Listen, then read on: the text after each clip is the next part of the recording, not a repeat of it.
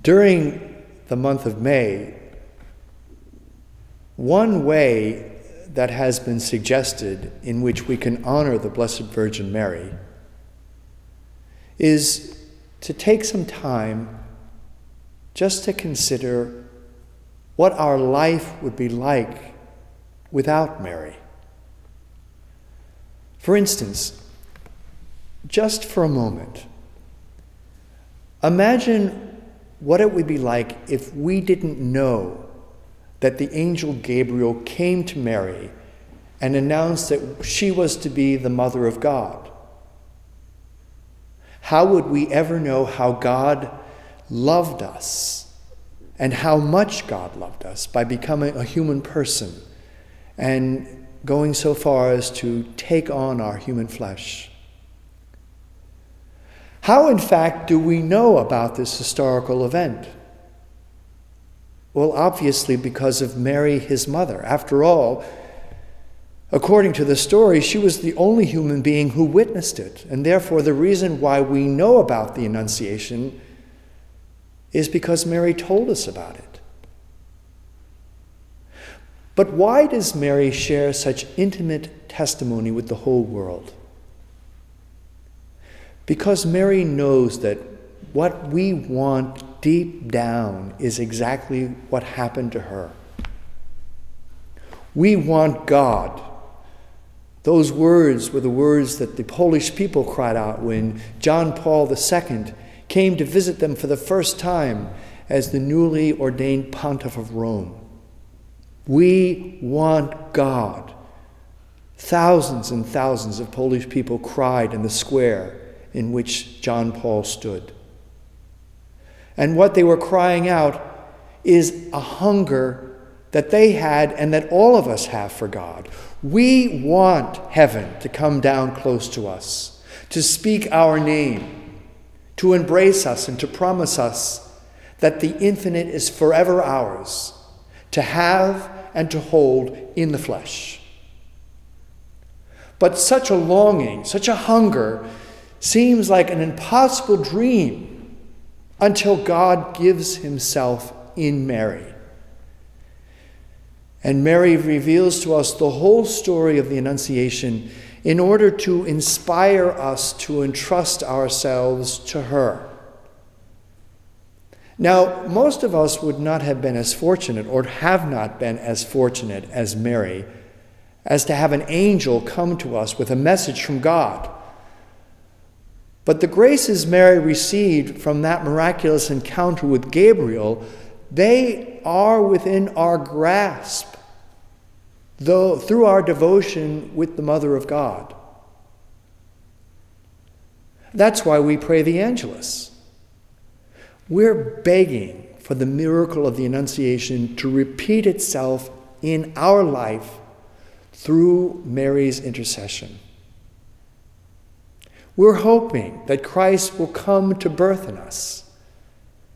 The very words are, "Pour your grace into our hearts, O God, so that we to whom the incarnation of your Son was made known by the message of an angel may be experienced now, and you might even say at the hour of our death, as we say in the Hail Mary, so that we might know the glory of his resurrection." I remember as Mother's Day was approaching, there were endless reminders on the internet not to forget our mothers. But one afternoon, this pop-up came on my computer screen with a site on the computer which contained reflections written by people who spoke about the experience of living their lives without their mothers. Now, these were very simple testimonies, but all of them touched on an emptiness and pain, which is unique only to those who have the experience of losing their mothers. I remember one woman wrote, "I often see others with their mothers and wonder why my children can't have a grandmother. I also wonder what life would be like with a mom." A man wrote, "I miss my mother's hugs and kisses, her love. And she was only 32 and left us 5 children all alone. I am now 30, and I will be 31 soon, and even today I miss her terribly. I don't have her for Mother's Day. I don't have her for Christmas. I have her for nothing, and I miss her a lot. So if you have a mother, please don't stop showing her how much you love her and appreciate her."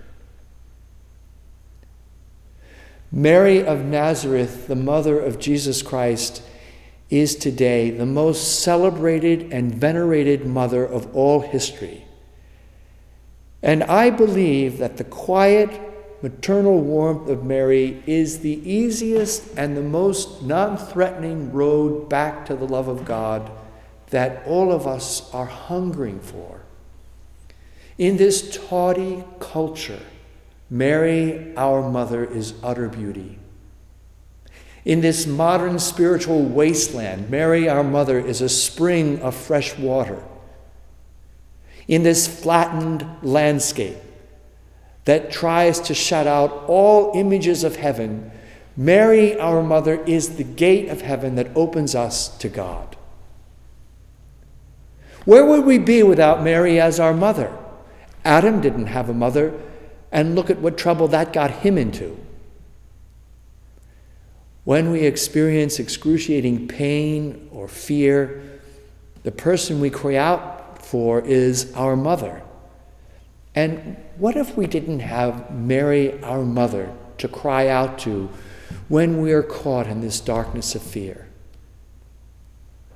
I really believe that if we didn't have her, we would go in search of her. Without the Mother of God to love, we would feel a huge emptiness, a lack in our life.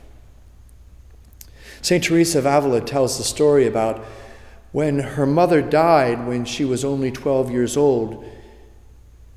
She suddenly began to understand what she had lost.